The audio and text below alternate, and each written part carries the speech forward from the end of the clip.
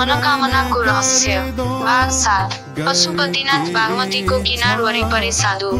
आकाशमा ओमको दर्शन यो वातावरणले सनातन बेग्लै आनन्द महसुस गर्दै थियो। त्यति बेला उसलाई याद आयो मनोकामनामा दर्शन गर्न जाँदा। मनोकामना मन्दिरको दक्षिणपट्टिको ढोकामा द्वारपाल रहेको महाकाल, त्यही अस्थिपञ्जरको भूत जसले सनातनलाई आक्रमण गरेको थियो, आँखाहरू टल्काउँदै सनातनतिर आगो फाल्दै थियो। त्यति बेला सनातनले उसको एउटा आँखा हातले थुनी, अर्को आँखामा लौरी गुसारी दिएको थियो। अनि त्यसै बेला सनातनको मुख च्यातिएर भएको थियो। नाभिदेखि कम्पित हुँदै ठुलो स्वरमा उसको मुखबाट ओमको शब्द निस्किएको थियो। ओमको शब्द निस्किएपछि त्यो हड्डीरूपी महाकाल शान्त भएको थियो।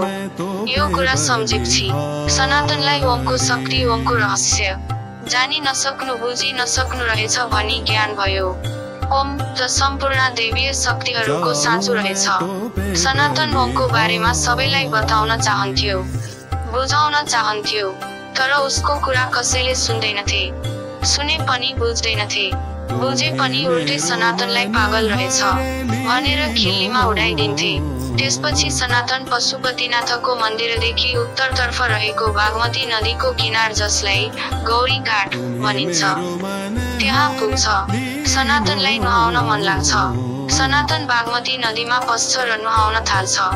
यो देखि करिब 40-50 वटा बाँदरहरू पनि त्यहाँ आउँछन्। सनातनको वरिपरि रमाइलो मान्दै खुबै आनन्दसँग पौडी खेल्छन्, नुहाउँछन्। यतिकैमा एउटा बाँदरले मरेको मानिसलाई उडाएर फालेको ओम नमः शिवाय, ओम नमः शिवाय लेखेको कपडा ल्याएर सनातनको शरीरमा उडाएर जान्छ।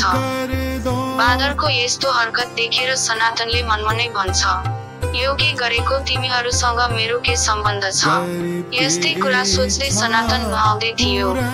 गौरीघाटको किनारमा कसैले पुराना किताबहरू ल्याएर सेलाउनका लागि राखेको रहेछ।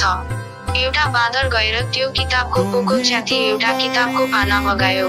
त्यो पाना बग्दै सनातनको छेउमा पुग्यो। सनातनले त्यो पाना समाएर पढ्न लाग्यो।